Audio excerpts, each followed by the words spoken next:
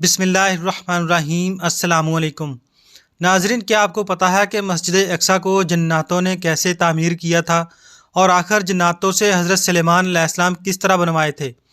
اور کیا جنات علم غیب جانتے ہیں کہ نہیں؟ آج کا یہ واقعہ آپ کو حیران کر دینے والا ہے۔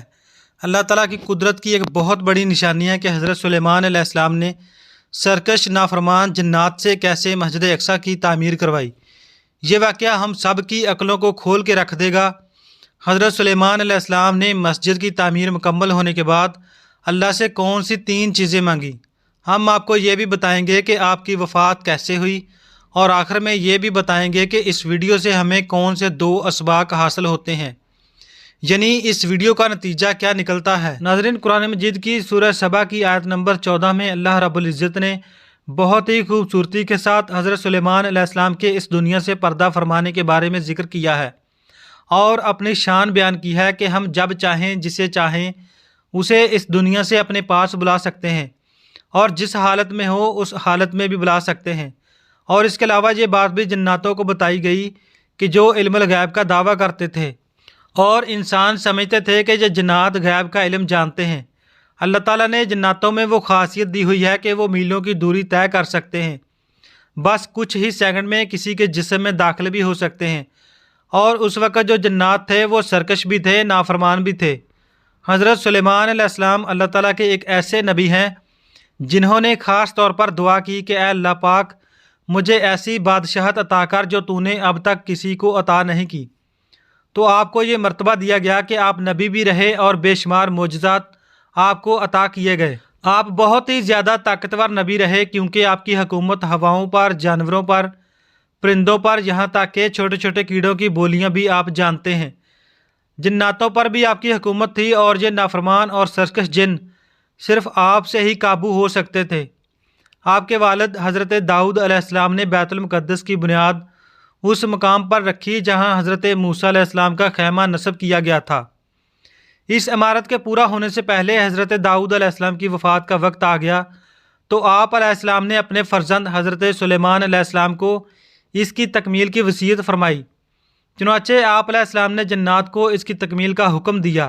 حضرت سلیمان علیہ السلام کی حکومت لگ بھگ 40 سال رہی اور آپ کی حکومت کے 34 سال آپ نے مسجد اقصیٰ کی تعمیر شروع کروائی۔ اس کا مطلب ہے کہ بیت المقدس کی تعمیر تقریباً 36 سال میں پوری ہوئی۔ اب ایک کام باقی تھا جو پورا نہیں ہوا تھا، اور آپ نے تعمیراتی کام کا جائزہ لیا اور اندازہ لگایا کہ تعمیر و تجدید کا بنیادی کام پایا تکمیل کو پہنچ چکا ہے، جبکہ آرائش و زیبائش کا کام باقی ہے۔ آپ نے اطمینان اور خوشی کا اظہار کرتے ہوئے اللہ تعالیٰ کے حضور شکرانے کے کلمات ادا کیے اور بیت المقدس میں کھڑے ہو کر دعائیں کی۔ حضرت عبداللہ بن عمر سے مروی ہے کہ نبی اکرم صلی اللہ علیہ وآلہ وسلم نے فرمایا، جب حضرت سلیمان بن داؤد بیت المقدس کی تعمیر سے فارغ ہوئے تو انہوں نے اللہ سے 3 چیزیں مانگی۔ اول، اے اللہ، میں جو فیصلہ کروں وہ تیرے فیصلے کے مطابق ہو۔ دوم، اے اللہ، مجھے ایسی حکومت دے کہ میرے بعد پھر ویسی حکومت کسی کو نہ ملے۔ سوم، اے اللہ، جو کوئی اس مسجد میں صرف نماز کے ارادے سے آئے وہ اپنے گناہوں سے ایسا پاک ہو جائے جیسے اس دن تھا جب اس کی ماں نے اسے جنا تھا۔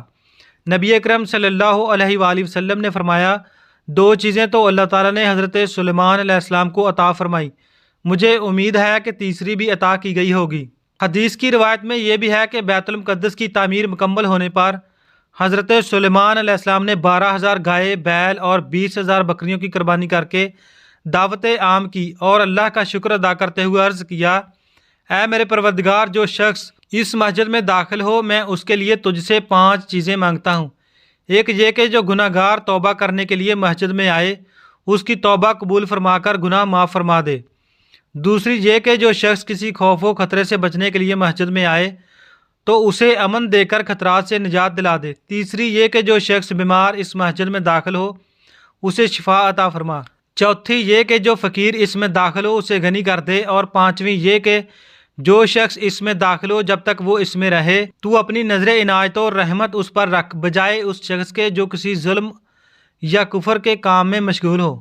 جب آپ علیہ السلام کی وفات کا وقت قریب پہنچا تو آپ کو خبر ہو گئی۔ آپ نے دعا کی کہ یا رب العالمین، اے میرے اللہ، بیت المقدس کی تعمیر کا کام ابھی پورا نہیں ہوا تو میری وفات جنات پر ظاہر نہ ہو ताकि वो इमारत की तकमील तक मसरूफ़ अमल रहे और इन्हें जो इल्म गैब का दावा है वो बातिल हो जाए। अल्लाह रब्बुल इज़्ज़त ने अपने नबी की दुआ सुनी। आप अलैहिस्सलाम अपने महराब में चले गए।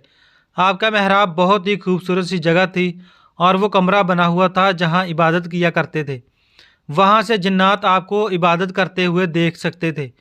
वो देखते ही रहते थे वहाँ पर जाकर कि आप अपनी लाठी के सहारे खड़े हैं, और अब आप वहाँ ऐसे खड़े रहे कि जिन्नात को लग रहा था कि आप इबादत कर रहे हैं। अब उधर मलकल मौत हज़रत इज़राईल अलैहिस्सलाम ने आपकी रूह इसी हालत में कब्ज़ कर ली। इसी तरह आप अपनी लाठी पर टेक लगाए खड़े रहे। दुनिया से आप जा चुके थे, विसाल फरमा चुके थे, मगर आपका मुबारक जिस्म लाठी पर टेक लगाए खड़ा रहा। पूरा साल गुजर गया, जिन्नातों को शक भी नहीं हुआ।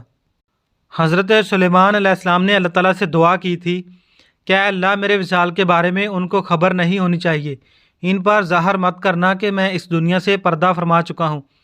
इसीलिए वो इस जगह खड़े रहे। जिन्नात समझ रहे थे कि वो इनको देख रहे हैं और इबादत में मशगूल हैं।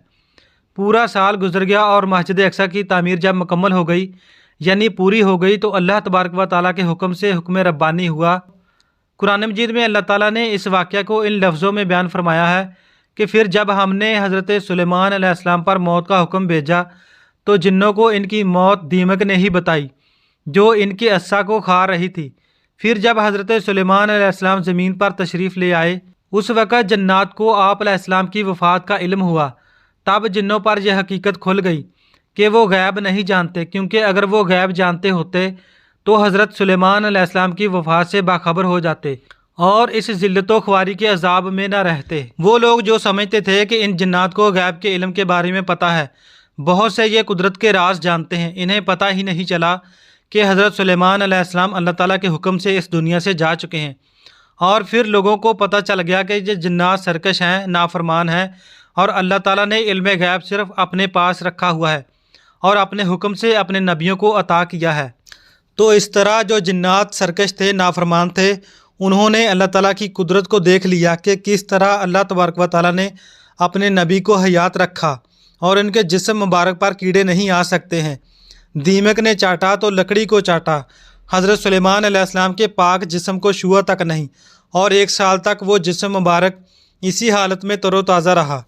हज़रत सुलेमान अलैहिस्सलाम का कितना बड़ा मोजज़ा है दुनिया के लिए कि अल्लाह ताला के नबी ज़िंदा हैं।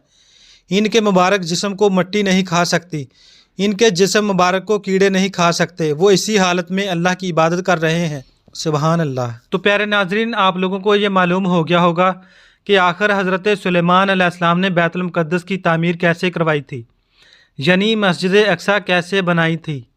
इस सबक आमोज़ वाक़या से ये साबित होता है कि मौत से कोई भी महफूज नहीं, खा वो कितने ही बड़े मनसब पर फायज हो या कोई नहायत अहम और ज़रूरी काम सर अंजाम दे रहा हो। मुकर्रर वक्त पर सबको मौत का मज़ा चखना है। अल्लाह ताला के काम किसी की वफ़ात से रुकते नहीं, उसे जिससे जिस तरह का काम लेना हो वो ले लेता है, और तमाम असबाबो अलात भी उस वक़्त तक काम करते हैं जब तक कि अल्लाह को मंजूर हो, वरना सब धरे के धरे रह जाते हैं।